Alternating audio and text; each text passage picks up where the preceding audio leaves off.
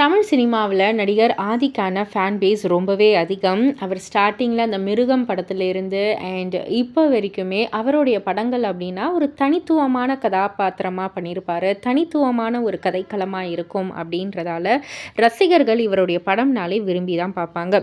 So மிருகம் படத்த வந்து இப்போ வரைக்குமே மறக்கவே முடியாது இல்லையா? ஸோ அதில ஒரு அனுபவத்த தான் ஆதி அவர்கள் ஷேர் பண்ணியிருக்காரு.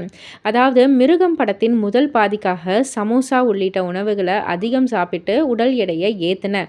ஆனால் 2ஆம் பாதியில உடல் எடையை குறைக்க வேண்டிய கட்டாயம் இருந்துச்சு. வெறும் 3 மாதங்கள்ல கடுமையாக உழைத்து எடைய வந்து ரொம்பவே குறைச்சேன்.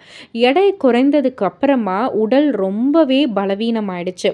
ஏதேனும் சாப்பிடணும் அப்படின்னு வந்து நெனச்சா கூட கைகள்லாம் வந்து நடுங்கும். அந்த அளவிற்கு ரொம்பவே நான் வீக் ஆயிட்டேன். இருந்தாலும் படத்திற்கு தேவைப்பட்டதால நான் அந்த ரிஸ்கை எடுத்தேன் அப்படின்ற மாதிரி ஆதி அவர்கள் பகிர்ந்திருக்காரு. சீரியஸ்லி ஆதியோடைய அந்த மிருகம் படத்துடைய first half and second half இந்த ட்ரான்சிஷன் வந்து சாதாரணது கிடையாது. பயங்கரமான ஒரு நடிப்பை வந்து வெளிப்படுத்தியிருப்பாரு ஆதி. ஸோ அவருடைய நடிப்பு திறமைக்கு இன்னமும் ஒரு எப்படி சொல்கிறது, ஒரு ஸ்ட்ராங்கான ஒரு கதாபாத்திரம் இன்னும் அவரை வந்து சேரலை, தமிழ் இண்டஸ்ட்ரி இன்னமும் கொஞ்சம் அவரை வந்து யூஸ் பண்ணலாம் அப்படின்ற மாதிரிலாம் நிறைய கருத்துக்கள் ரசிகர்கள் மத்தியில் உள்ளே வந்துக்கிட்டு இருக்கு.